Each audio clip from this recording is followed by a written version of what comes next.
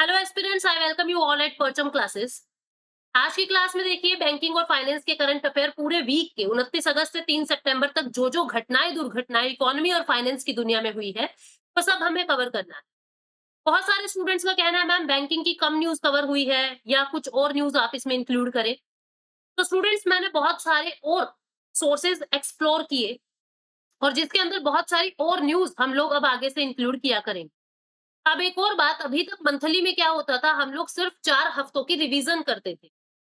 अब से क्या होगा, जो मंथली न्यूज़ आया करेगी, उसमें 4 हफ्तों की रिवीजन के साथ जो पॉइंट्स बैंकिंग की या फाइनेंस की दुनिया के रह गए हैं वीकली में, वो भी वहाँ पे इंक्लूड हुआ करेंगे। ठीक है? तो हम डिटेल में टॉपिक्स को करेंगे ताकि हमको और कहीं से परेशान होने की ज़रूरत नहीं है कि ये सोर्स इनकम्प्लीट है तो हमें दूसरे सोर्स को भी पढ़ना पड़े, ऐसा नहीं हो। तो वीकली बैंकिंग और फाइनेंस अफेयर्स को शुरू करने से पहले करंट अफेयर रफ्तार के बारे में जान लीजिए। करंट अफेयर रफ्तार परचम क्लासेस का एक नया इनिशिएटिव है जिसमें जनवरी 2023 से जून 2023 की जितनी भी इन थीम्स की जो थीम आपको दिखाई दे रही है, इन थीम्स की जो करंट अफेयर है की हेडलाइंस आपको एक जगह पे कंपाइल्ड मिल जाए। और कुछ कोर्सेज हमारे चल रहे हैं। एसएससी जनरल अवेयरनेस का कोर्स, ये कहने मात्र का जनरल अवेयरनेस है, सिर्फ एसएससी के लिए नहीं है, ये आपके जितने भी और एग्जाम आते हैं जो एसएससी लेवल के एग्जाम है, like CPO, CGL, MTS, CHSL, जितने भी इस तरीके के एग्जाम आते हैं उन सब के लिए बेनिफिशियल रहेगा, इंक्लूडिंग आरबीआई ग्रेड बी।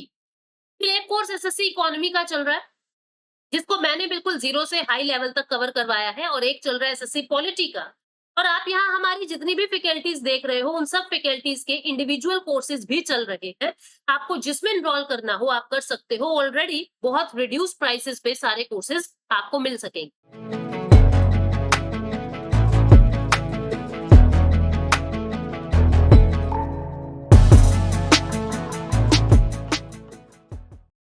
सबसे पहली न्यूज है, सावर्ट ने, जो एक इन्वेस्टमेंट एडवाइजर कंपनी है, इसने एक एड एस्ट्रा फंड लॉन्च किया है। ठीक है? और एक सॉफ्टवेयर अपार्ट के माध्यम से, अपार्ट नाम का सॉफ्टवेयर है। सावर्ट एक इन्वेस्टमेंट एडवाइजर कंपनी है और फंड का नाम है एड एस्ट्रा फंड, जो एक पूरी दुनिया का first fully automated investment fund. Fully automated investment fund का मतलब क्या होता है, देखो ये है क्या, पहले मैं आपको शॉर्ट में बता दूं, फिर एक एक चीज हम लोग डिटेल में समझेंगे। देखो क्या है, जो हमको पोर्टफोलियो लगाने पड़ते हैं, जैसे कि मान लीजिए हमें म्यूचुअल फंड में पैसा लगाना, तो हमको समझ नहीं आता कि कौन सी कंपनी में पैसा लगाएं, कौन सी में ना लगाएं। तो आप अपने पोर्टफोलियो को अपने दिमाग से मैनेज करते हो, अब आपको वो नहीं करना, अब आर्टिफिशियल इंटेलिजेंस के माध्यम से, यानी कंप्यूटराइज्ड माध्यम से, एड एक्स्ट्रा फंड, यानी कि इस फंड के अंदर ऐसे सुविधा है जो fully automatic auto investment fund, मतलब आपको बहुत सारी कंप्यूटर सजेशंस देगा कि आप अपने फंड को यहाँ लगाएं, आप अपने फंड को यहाँ लगाएं, यहाँ लगाओगे तो इतना रिटर्न, यहाँ लगाओगे तो इतना रिटर्न। ये किसने लॉन्च किया है? ये जो सुविधा है, ये सावर्ट नाम की, जो इंडिया की लार्जेस्ट इन्वेस्टमेंट एडवाइजर है, इन्होंने लॉन्च किया। ठीक है? पोर्टफोलियो मैनेजमेंट सर्विस है जिसको एड एक्स्ट्रा फंड कहा है। दुनिया का first fully automated investment fund है, हैदराबाद तेलंगाना के अंदर situated.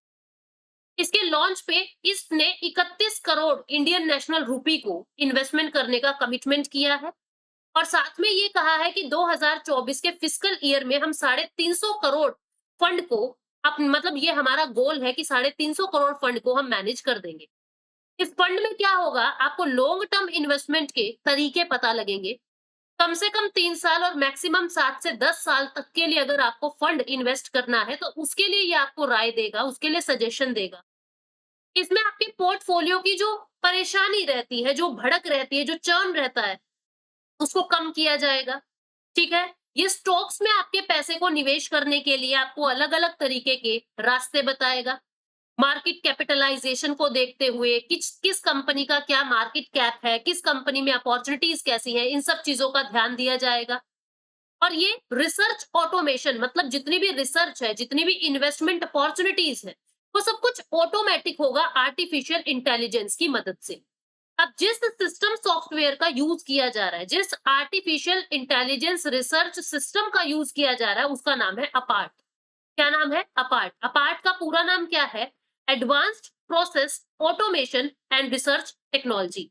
Advanced process automation and research technology, जिसके अंदर 3 इंजन है, क्वांट का, आइरिस का और साइनेप्स का। इन तीनों इंजन्स के अंदर क्या होगा, एक आपको ये बताएगा इतना पैसा यहाँ लगाओ, फिर इस पैसे को ऐसे डाइवर्सिफाई कर दो, फिर इस पैसे से इतना रिटर्न आएगा। तो जिस कंपनी ने ये काम किया है उसका नाम है सावर्ट। जिस फंड में आपको पैसा लगाना है दैट इज एस्ट्रा फंड, जो लॉन्ग टर्म इन्वेस्टमेंट के प्लान्स बताएगा। और जिस सिस्टम से, जिस सॉफ्टवेयर से ये काम होगा उसका नाम है अपार्ट। इस बात को याद रखना। अपार्ट क्या, अपार्ट एक mathematical analysis obsessed quant fund है। मतलब ये सारे मैथमेटिकल एनालिसिस करने के बाद आपको ह्यूमन रिसर्च टीम को ये बात बताएगा कि जो आपकी प्रैक्टिकल स्कोप में भी नहीं है, उतनी स्पीड से और उतने लार्ज स्केल पे आपको ये मदद करने वाला है। ठीक है, ह्यूमन फंड मैनेजर से बहुत ज्यादा हद तक जल्दी ये काम करके देगा। सावर्ट क्या है, 2017 के अंदर ये कंपनी स्टैब्लिश हुई थी हैदराबाद तेलंगाना के अंदर, जिसके सीईओ संकर्ष चंदा। ठीक है, तो ये पूरी न्यूज थी। इसके बाद अगली न्यूज है, श्रीराम हाउसिंग फाइनेंस ने इंटरनेशनल फाइनेंशियल सेंटर, जो वर्ल्ड बैंक का एक मेंबर है, एक मेंबर एजेंसी है, उसके साथ कोलैबोरेशन किया है ताकि environment friendly affordable housing finance Bharat के अंदर किया जा सके। ये एनवायरमेंट फ्रेंडली घर होते कौन से हैं? ये ऐसे हाउसिंग फाइनेंस होते हैं, ऐसे घर होते हैं जो एनवायरमेंट फ्रेंडली है, जिनको ग्रीन बिल्डिंग कहा जाता है। क्या कहा जाता है? Green building. ग्रीन बिल्डिंग का मतलब ये नहीं है कि हरे रंग की दीवारें होंगी, हरे रंग का पेंट होगा। ग्रीन बिल्डिंग का मतलब होता है ऐसी बिल्डिंग्स, ऐसे हाउसिंग फाइनेंस के प्रोजेक्ट जिसमें बिजली की बचत हो। फॉर एग्जाम्पल, बड़ी बड़ी विंडोज होंगी जहां पे आपको बिजली जलाने की जरूरत बहुत कम पड़ेगी, ना के बराबर पड़ेगी, सिर्फ रात को ही आपको लाइट्स को खर्च करना पड़ रहा है। बड़ा बड़ा वेंटिलेशन होगा जिससे आपको एयर कंडीशनर वगैरह की ज्यादा जरूरत फील नहीं होगी। ऐसा कंक्रीट मटेरियल यूज किया जाएगा जो गर्मी में ठंडा और ठंडे में गर्म रह सके। तो मतलब कि बिजली बचाने वाली एक अफोर्डेबल हाउसिंग फाइनेंस के अंदर कोलैबोरेशन किया है श्रीराम हाउसिंग फाइनेंस ने और आईएफसी ने, यानी इंटरनेशनल फाइनेंस कॉर्पोरेशन ने, जो वर्ल्ड बैंक की एक एजेंसी। जो श्रीराम हाउसिंग फाइनेंस लिमिटेड है, ये एक अफोर्डेबल हाउसिंग फाइनेंस की कंपनी है जिसकी 130 से भी ज्यादा ब्रांच भारत में है और 65,000 से भी ज्यादा कस्टमर। इसने वर्ल्ड बैंक की इस एजेंसी के साथ कोलैबोरेशन किया। इस प्रोजेक्ट के अंदर क्या होगा, इसके अंदर एक ये जो एक सर्टिफिकेशन टूल है जिसका नाम है design for greater efficiency, excellence in design for greater efficiency. ये एक सर्टिफिकेशन टूल है, मतलब एक कागज का टुकड़ा है, एक सर्टिफिकेट है जिसमें इंटरनेशनल फाइनेंशियल सेंटर ये सर्टिफाई करता है कि हम इसको एज सर्टिफिकेशन दे रहे हैं। मतलब ये बिल्डिंग, हाउसिंग फाइनेंस वाली बिल्डिंग अफोर्डेबल है और ये ग्रीन बिल्डिंग है, यानी ग्रीन अफोर्डेबल हाउसिंग का हम इसको मॉनिटर करके ये सर्टिफिकेट दे रहे हैं।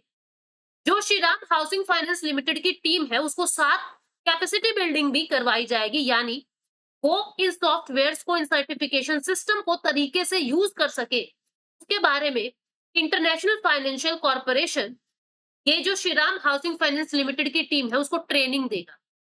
ये कैसे घर होते हैं, 20% एनर्जी सेविंग, पानी सेविंग, एनर्जी मटेरियल सेविंग, ताकि एनवायरमेंटल फुटप्रिंट्स को लो किया जा सके, यानी कार्बन फुटप्रिंट्स को लो किया जा सके। शुरुआत में ये जो फंड है ये यूरोपियन यूनियन ने शुरू किया था भारत के अंदर, ताकि जो ये प्रोग्राम है, accelerating climate smart and inclusive infrastructure in south Asia, ACSIIS, ये एक प्रोजेक्ट चलाया था यूरोपियन यूनियन ने, जिसमें फंड दिया था, जिसमें क्लाइमेट स्मार्ट यानी कि environmental friendly, sustainable infrastructure investment Bharat के अंदर शुरू किया गया था।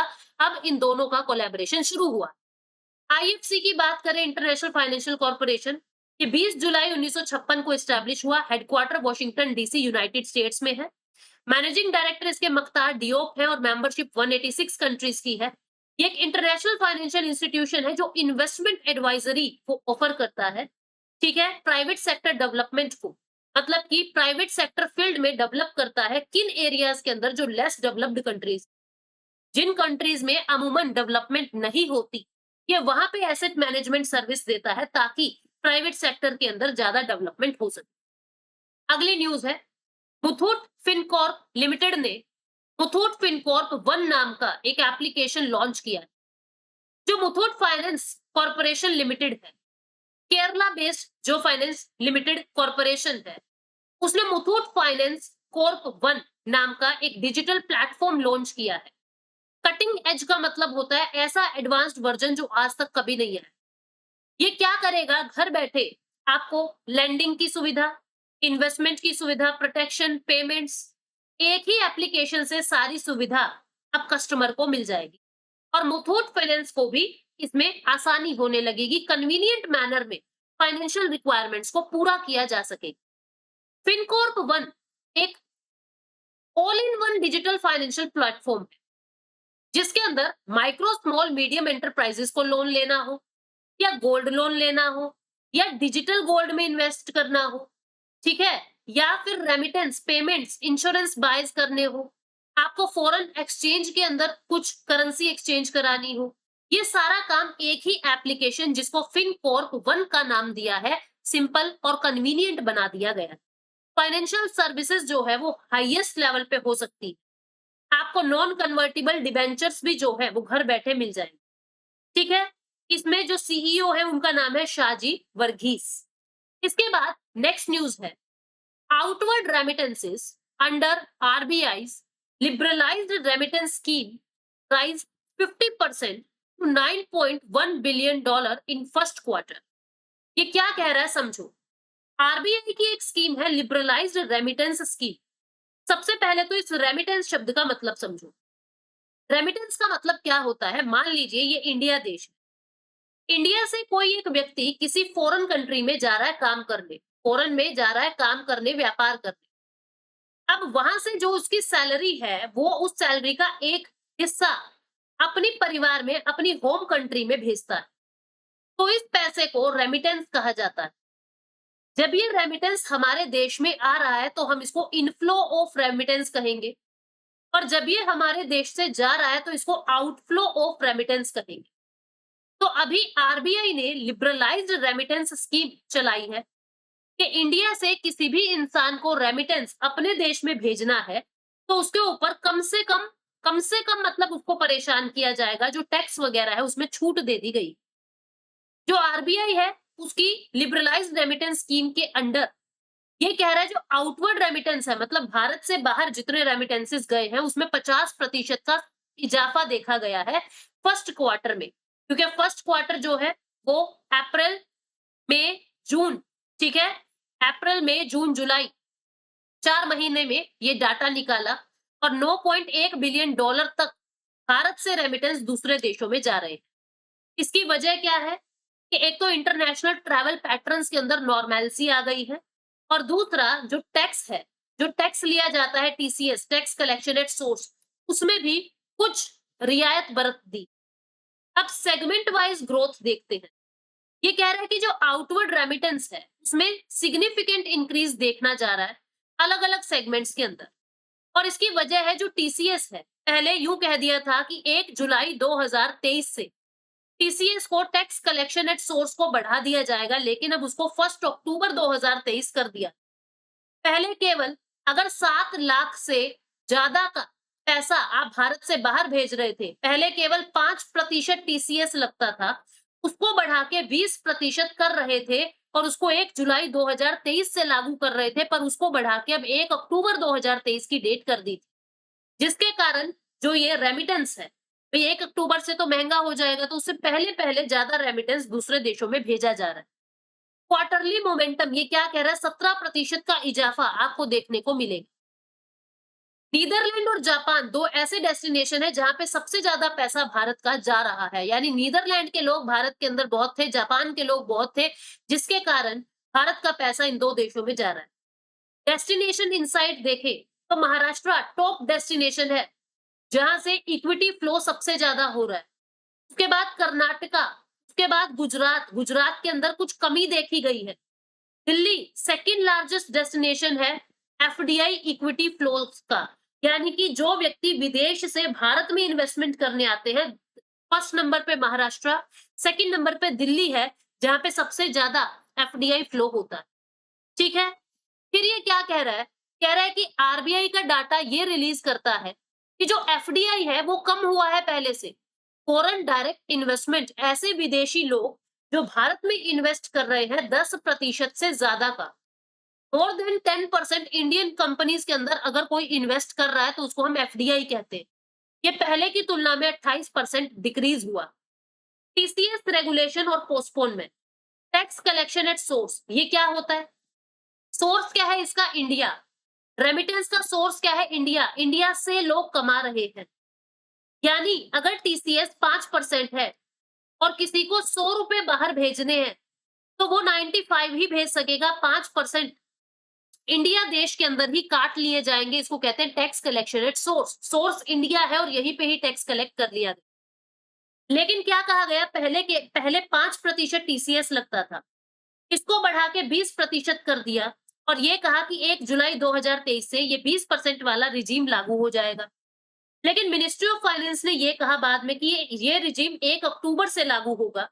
अगर आप 7 लाख से ज्यादा का पैसा दूसरे देशों में भेजते हो, एजुकेशन या मेडिकल ट्रीटमेंट के पर्पस को छोड़ के किसी और पर्पस के लिए 7 लाख से ज्यादा पैसा अगर विदेशों में भेज रहे हो, तो पहले 5% जो टैक्स लगता था 20% लगेगा, लेकिन 1 अक्टूबर 2023 से। ठीक है। एलआरएस स्कीम के बारे में बात करें तो आरबीआई की ये स्कीम है, 2004 में लॉन्च हुई थी। इस स्कीम के अंदर क्या है?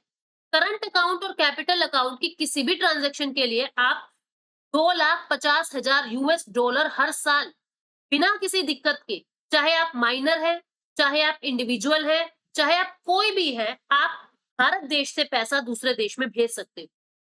अगर कोई माइनर इस पैसे को दूसरे देश में भेज रहा है तो जो रेमिटेंस का सर्टिफिकेट है उस पे माइनर का कोई गार्जियन, कोई नॉर्मल गार्जियन, कोई नेचुरल गार्जियन साइन करके फिर इस पैसे को दूसरे देश में भेजेगा। ये स्कीम कॉर्पोरेट्स के लिए, पार्टनरशिप फर्म्स के लिए, हिंदू अनडिवाइडेड फैमिली या ट्रस्ट के लिए लागू नहीं। अगली न्यूज क्या है? बैड बैंक के जो चेयरमैन है करनाम सेकर, इन्होंने रेजिग्नेशन कर दिया। किस चीज के लिए? 2 कंपनी थी, एक का नाम था NARCL और एक का नाम था IDRCL। आईडीसीआर के जो चेयरमैन है उनका नाम है करनम सेकर। इन्होंने रिजाइन कर दिया क्योंकि दोनों कंपनियों को मर्ज करने की बात आई। ठीक है। ये क्या है? दोनों कंपनी बैड बैंक की सिस्टर एजेंसी। बैड बैंक क्या है? समझना इस बात को, बैड बैंक क्या है। बैंक्स के अंदर बैंक्स के अंदर जितने भी बैंक्स के अंदर जितने भी एनपीए होते हैं, नॉन परफॉर्मिंग एसेट होते हैं। मैंने बताया था नॉन परफॉर्मिंग एसेट क्या होते हैं। वो वाला फंड, वो वाला पैसा जिसकी इंस्टॉलमेंट्स 90 डेज तक ड्यू, मतलब कि पैसा आ जाना चाहिए था किश्तों का, लेकिन 90 दिन हो गए पैसा आया ही नहीं ड्यू डेट के बाद, तो उस फंड को एनपीए कह दिया जाए और बैंक की बैलेंस शीट के अंदर वो एनपीए की तरह दिखेगा। तो बैंक की बैलेंस शीट खराब ना हो इसके लिए नॉन परफॉर्मिंग एसेट के लिए अलग एक बैंक बना दिया जिसको नाम दे दिया बैड बैंक। और इस बैड बैंक की जिम्मेदारी है कि इस एनपीए को कलेक्ट करे और इसको रिजोल्व करे, चाहे उसके सामान की नीलामी करके, चाहे कोई सेटलमेंट करके, जो करना है बैड बैंक करेगा। बैंक स्मूथ तरीके से अपना काम करता रहेगा। तो इसके अंदर 2 कंपनी है, एक का नाम है NARCL, national asset reconstruction company. ये क्या करती है? ये कंपनी जो भी सामान नीलाम करने के लिए होता है उसकी नीलामी ये काम करते हैं। और IDRCL ये रिजोल्यूशन करते हैं कि ये पैसा कहां से आए। तो IDRCL के जो चेयरमैन है वो अब रिजाइन कर रहे हैं। ये क्या कह रहा है? कह रहा है ये रेजिग्नेशन का जो मन है उनका तभी से बन गया था जब ये मर्जर की बात आई थी। ठीक है। उन्होंने ये कहा था कि 2 एंटिटी, सबसे पहले IDR, ये क्या कह रहा है कि जो IDRCL के चेयरमैन, उन्होंने ये कहा था कि हमको NARCL के साथ हमें मर्ज कर लेना चाहिए। ठीक है। और जैसे ही ये बात आई तो NARCL के जो चेयरमैन है उन्होंने अपना इस्तीफा लिख के दे दी। अभी क्या करते हैं ये NARCL कंपनी? क्या करती है? ये बैड लोन्स को कंसोलिडेट करती है कि पीएनबी में कितने बैड लोन्स हैं, एसबीआई में कितने बैड लोन्स हैं, एक्सिस बैंक में कितने बैड लोन्स हैं, उन सभी बैड लोन्स को कंसोलिडेट करेगा। और IDRCL क्या करेगा?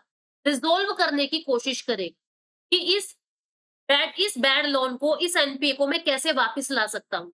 ये काम IDRCL का आप दोनों को मर्ज करने की बात की जा रही है। बैड बैंक क्या है? एक ऐसी फाइनेंशियल एंटिटी है जो नॉन परफॉर्मिंग एसेट को बाय कर लेता है और सारा बर्डन खुद के ऊपर ले लेता है ताकि बैंक की बैलेंस शीट के अंदर कोई दिक्कत ना आए। NARCL कैसी कंपनी है? जुलाई 2021 में बनी है बैड बैंक को हेल्प करने के लिए, जिसके मैनेजिंग डायरेक्टर एन सुंदर हैं। पब्लिक सेक्टर बैंक के 51% शेयर इसके अंदर है और डेट मैनेजमेंट कंपनी के 49% शेयर इसके अंदर। IDRCL की बात करें तो ये एक सर्विस कंपनी है जो एसेट्स को मैनेज करती है, ठीक है? पब्लिक सेक्टर बैंक और फाइनेंशियल इंस्टीट्यूशन दोनों के मिला के इसमें 49% शेयर्स हैं और बाकी 51% शेयर प्राइवेट सेक्टर लेंडर्स के। तो इन शेयरिंग्स पे भी क्वेश्चन बन सकता है, ध्यान से आप लोग पढ़ें। अगली न्यूज़ है एशियन डेवलपमेंट बैंक ने 3.32 करोड़ रुपए हैदराबाद को दिए हैं सेफ पब्लिक ट्रांसपोर्ट प्रोजेक्ट के लिए। जो बिट्स हैदराबाद था, Birla institute of technology and service Hyderabad था, IIT बॉम्बे और IIT खड़गपुर यानी वेस्ट बंगाल, इनके प्रोफेसर प्रसन्नता साहू है। इन तीनों ने मिलके एशियन डेवलपमेंट बैंक की जो ग्रांट है यानी 3.32 करोड़ की वो प्राप्त कर ली है और ये कहा है कि शहरों के अंदर यानी हैदराबाद शहर के अंदर जो अर्बन ट्रांजिट के अंदर दिक्कत हो रही है या मोबिलिटी की दिक्कत हो रही है, उस मोबिलिटी की प्रॉब्लम को यानी ट्रांसपोर्टेशन के सिस्टम को हम सही करें। जो ये एक्सपर्ट टीम है वो डेवलपिंग टेक्नोलॉजी का यूज करते हुए अपने इस एजेंडा को मीट करेगी, वहां मेट्रो बना के या जैसे भी वो इस प्रॉब्लम को सुलझाएंगे। जो ये वर्कशॉप है बिट्स हैदराबाद कैंपस के अंदर लगेगी, जिसके अंदर बताया जाएगा कि कैसे कैसे काम करना है। एशियन डेवलपमेंट बैंक की बात करें तो हेडक्वार्टर फिलीपाइंस में है। 19 दिसंबर 1966 को इसका एस्टेब्लिशमेंट हुआ। प्रेसिडेंट इसके मसात्सुगु असाकावा है और मेंबर इसमें 68 देश है, 68 कंट्रीज। अगली न्यूज है IIT बॉम्बे ने HSBC यानी Hong Kong and Shanghai banking corporation के साथ कोलैबोरेशन किया है। किस चीज की इनोवेशन के लिए? ग्रीन हाइड्रोजन इनिशिएटिव के लिए। ग्रीन हाइड्रोजन इनिशिएटिव एक नया प्रोजेक्ट है भारत का, जिसमें IIT बॉम्बे के स्टूडेंट्स बहुत सारी इन्वेस्टमेंट और बहुत सारी इनोवेशन कर रहे हैं ताकि जो ग्रीन हाइड्रोजन प्रोडक्शन है जिससे हमारी गाड़ियां चलेगी ग्रीन हाइड्रोजन से, जो एनवायरमेंट फ्रेंडली एक फ्यूल है, एक सोर्स है जो बहुत एफिशिएंट, कॉस्ट इफेक्टिव और स्केलेबल है, इसके अंदर इनोवेशन करेगा IIT बॉम्बे HSBC बैंक के साथ मिलकर। इस कोलैबोरेशन को श्रीमती निर्मला सीतारमन ने 24 अगस्त 2023 को अनाउंस किया है।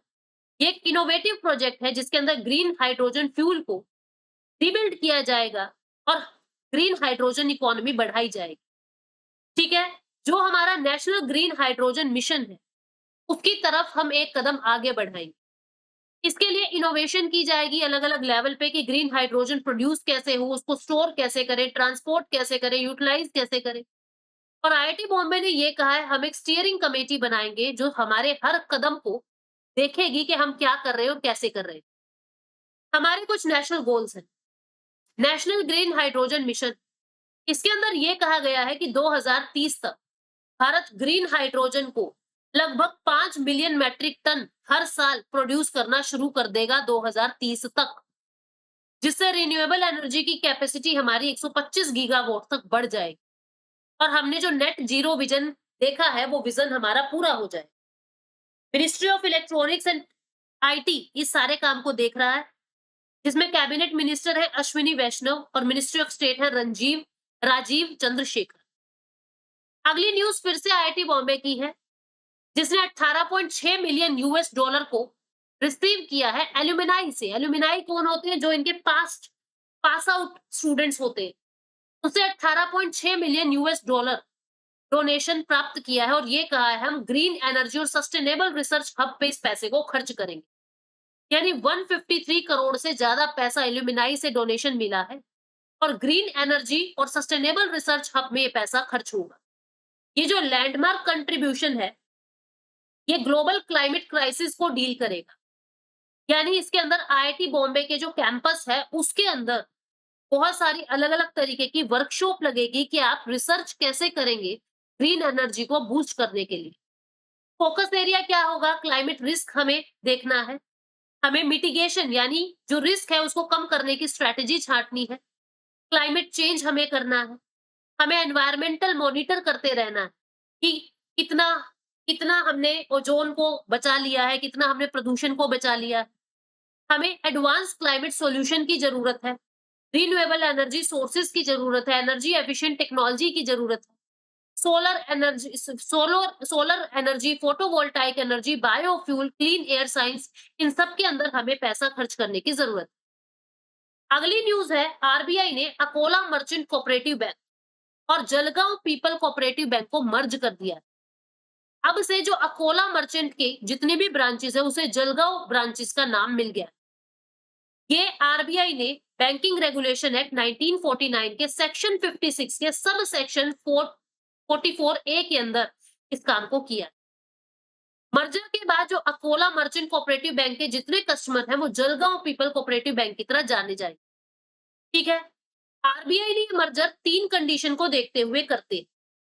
पहला, जब नेटवर्थ जिस बैंक को आप मर्ज कर रहे हो, जैसे अकोला को किया है किसमें, जलगांव, तो अकोला का नेटवर्थ अगर पॉजिटिव है और जलगांव अगर ये कह रहा है मैं सभी डिपॉजिटर्स की प्रोटेक्शन करूंगा, तो मर्जर हो जाए। दूसरा केस, अगर नेटवर्थ नेगेटिव है फिर भी जलगांव यानी जिसमें मर्ज हो रहा है वो ये गारंटी ले रहा है कि मैं इन डिपॉजिट्स को सेफगार्ड करूंगा, तब भी इसका मर्जर हो जाता है। अगर तीसरा केस नेटवर्थ नेगेटिव है और जिसमें यानी जलगांव कोऑपरेटिव बैंक अगर ये गारंटी ले कि मैं डिपॉजिटर्स के डिपॉजिट को प्रोटेक्ट करूंगा और उनको फाइनेंशियल सपोर्ट भी दूंगा, आगे से स्टेट गवर्नमेंट के इन्वॉल्वमेंट भी बढ़ाऊंगा, तब भी आरबीआई मर्जर कर देता है। तो ये तीन कंडीशन होती है जब आरबीआई दो बैंक को अमलगमेट यानी कि मर्ज करने की सोचता है। हाल ही में अगस्त 2023 में आरबीआई ने twin cities cooperative urban bank limited को क्रांति कोऑपरेटिव अर्बन बैंक लिमिटेड के साथ मर्ज कर दिया। जलगांव पीपल कोऑपरेटिव बैंक की बात करें तो 1933 में स्टैब्लिश हुआ, हेडक्वार्टर जलगांव महाराष्ट्र में है। एमडी सीईओ रोहित पादुरंग भुजबल। ठीक है। नेक्स्ट न्यूज क्या है, एक्सिस बैंक ने यूपीआई इंटरऑपरेबिलिटी को इंट्रोड्यूस कर दिया है डिजिटल रूपी ऐप पर। ये क्या है समझो। एक्सिस बैंक ने एक ऐप बनाई, उस ऐप का नाम क्या है, एक्सिस मोबाइल डिजिटल रूपी ऐप। अब इस ऐप के माध्यम में ऐसा क्या स्पेशल, स्पेशल ये है कि यहाँ पे इंटरऑपरेबिलिटी की समस्या खत्म हो जाएगी। इंटरऑपरेबिलिटी की समस्या क्या है, जैसे आपका गूगल पे का एक स्कैनर होता है, स्कैन कोड होता है ना, इसी तरीके से एक्सिस बैंक ने जो स्कैनर बनाया है इस ऐप पर, वो स्कैनर आप कहीं पर भी स्कैन कर लो, किसी भी ऐप पर स्कैन कर लो, स्कैन हो जाएगा और आपकी पेमेंट हो जाएगी, डिजिटल रूपी को एक्सेप्ट कर लिया जाएगा। आपको अलग-अलग ऐप डाउनलोड करने की जरूरत नहीं है। एक्सिस मोबाइल डिजिटल रूपी ऐप डाउनलोड करोगे और दुनिया का कोई भी, दुनिया का क्या, भारत का कोई भी क्यूआर कोड आप स्कैन करके अपने डिजिटल रूपी को ट्रांजैक्ट कर सकते हो। इससे क्या होगा, यूपीआई इंटरऑपरेबिलिटी की समस्या सुलझ जाएगी। मर्चेंट ज्यादा से ज्यादा एक्सेप्ट करेंगे क्योंकि अलग-अलग क्यूआर कोड अपने को नहीं बनवाने। अडॉप्शन इसका बूस्ट होगा। अभी पायलट सिटीज के अंदर इसको शुरू किया है, केवल 26 शहरों के अंदर अभी ये काम शुरू हुआ। डिजिटल करेंसी की बात करें तो इसका पूरा नाम है सेंट्रल बैंक डिजिटल करेंसी, जिसको 1 दिसंबर 2022 को लॉन्च किया गया था। पायलट बेसिस पे, अभी हर शहर में ये नहीं। इसमें क्या होगा, जो आपका फिजिकल कैश है वो आप बैंक में जमा करवा रहे हो और आरबीआई डायरेक्टली आपके अकाउंट से पेमेंट सामने वाले खाते में भेज रहा है। ये बिल्कुल इसी तरीके से है जैसे आज के दिन आप गूगल पे यूज कर रहे हो। लेकिन गूगल पे में क्या होता है, आपका बैंक दूसरे बैंक को पैसा भेजता है। यहाँ पे क्या होगा, आरबीआई खुद आपका पैसा किसी दूसरे को भेजेगा। ठीक है। एक्सिस बैंक की बात करें तो 3 दिसंबर 1993 को बना है। हेडक्वार्टर मुंबई महाराष्ट्र इंडिया के अंदर है। एमडी सीईओ अमिताभ चौधरी है और टैगलाइन है बढ़ती का नाम जिंदगी। अब आज के क्वेश्चन की बारी, आपको क्वेश्चन ये बताना है, एशियन डेवलपमेंट बैंक का हेडक्वार्टर कहाँ है, पहला सवाल। दूसरा सवाल आपको ये बताना है, अकोला कोऑपरेटिव बैंक किस बैंक के साथ मर्ज हुआ है। अकोला कोऑपरेटिव बैंक किस बैंक के साथ मर्ज हुआ है, आपको बैंक का नाम बताना। और तीसरा सवाल आपको जो बताना है, आपको ये बताना है कि अपार्ट क्या है। What is a part. ये 3 बात आपको बतानी है कमेंट सेक्शन में, और जो न्यूज़ आपको लगता है बैंकिंग की रह गई है, मंथली के अंदर वो सारा भी कवर हो जाए। ठीक है? So thank you so much, take care, bye bye.